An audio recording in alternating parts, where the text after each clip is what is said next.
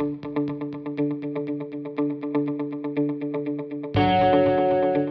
think the program for me really is like a family for me. I feel like it's a place where I fit in and I belong. They do a dance after each Special Olympics, like wherever it is, they do a dance, and these athletes absolutely love it. They get to celebrate, they get to be with each other, and they are just, I think they get to forget about any disability that they may have, and they get to be them. And I think that's the coolest thing that I get to see. Now I get to be a part of this family. Also, that includes my other family, so we get to be this huge, big family, and it's just amazing.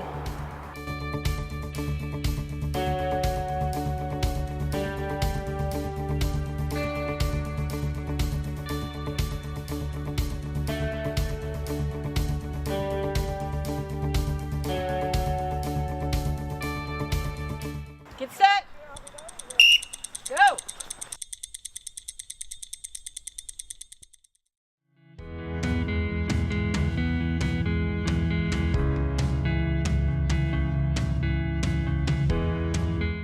My English teacher actually came and talked to us and actually brought up the idea. And I'm so glad that I did it. Just doing the World Game once, and now I've done it twice. I never would have done it if I didn't join Special Olympics. And all the friends that I've made, I never would have made them.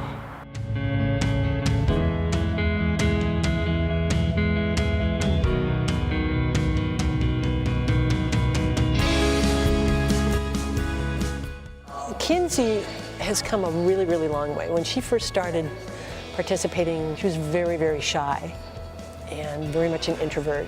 And she has totally come out of her shell now. She's got a job, she's working, she's graduated from high school. She's like just really become a very independent young lady now. And so it's been really fun over the past 5 years watching her just grow and come out of her shell. I've had athletes to where they weren't able to do certain things until they got into Special Olympics and got that encouragement from coaches, from other athletes, saying, you can do this. Go. Go, Jimmy. Go, Jimmy. I mean, I had an athlete at Summer Games one year who also has a physical disability and could only do like a 50-meter speed walk.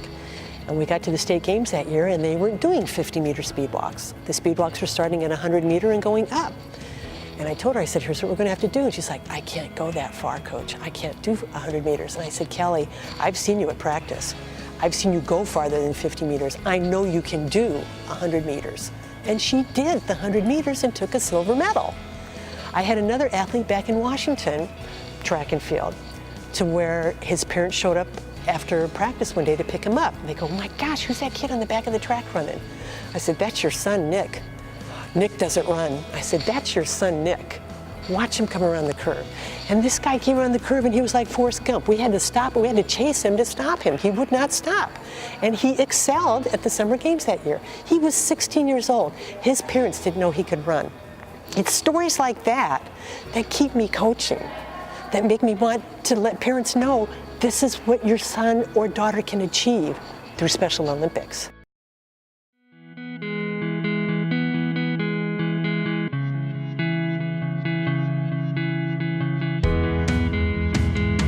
Fundraising, like I said, it's a little bit of a balance between getting money from the state, New York State Special Olympics, and having their support, but then also the support of our local community. For an athlete to participate in Special Olympics, they don't have to pay anything. All the equipment is paid for, transportation is paid for, meals are paid for, practice locations are all paid for, so an athlete really does not pay for anything when they choose to become an athlete and participate for Special Olympics. For Ithaca, it's our number, it's our 6th annual one. And so we do have a lot of athletes that get excited about it. We probably have about 22-ish athletes that will actually take the plunge. So why do you guys come all the way here? Because we're crazy. Because we're nuts and we want to get cold. What are you most excited about? What's your favorite part of the plunge?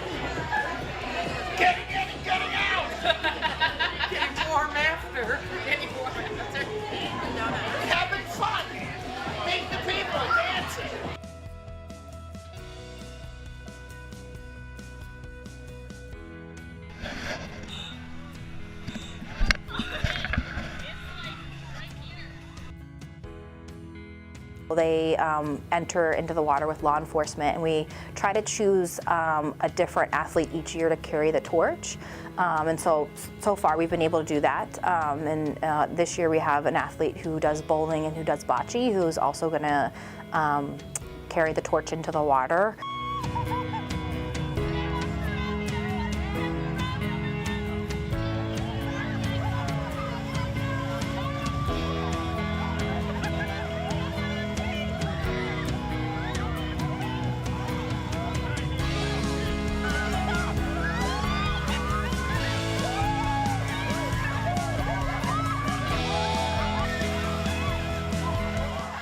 Then my toes started getting cold, and so that's when I started to get out.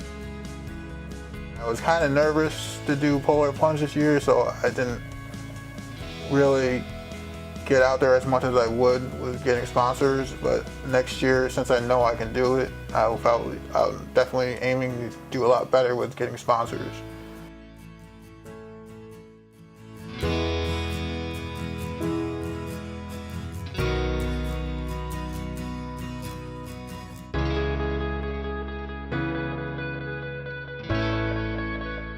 I usually aim all my games to get over 100. Back in the day, it was kind of lower because I wasn't that good, but now I'm really good at it, so I aim to get over 100 every time. And most of the time, I usually get over 100, so I feel if I get over 100, I know I did really well for that game.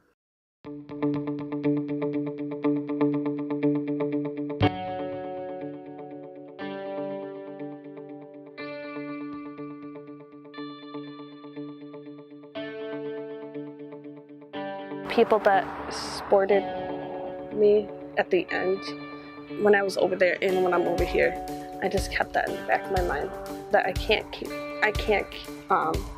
give up. I have people rooting for me. So growing up in elementary school and in high school, I had a learning disability, and so I had the support that I needed to succeed and get to where I am today, and so I wanted to be able to find an organization that I could also support and allow individuals to have the resources to be healthy and have the resources to develop life skills. She probably didn't tell you this, but she had a teacher tell her that she would do no more than bag up groceries.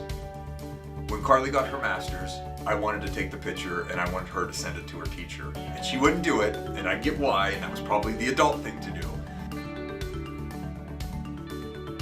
I want people to be able to compete at their own level, whatever level that is. And I think Special Olympics really does that. It's not based off of your disability, it's based off of your level of ability.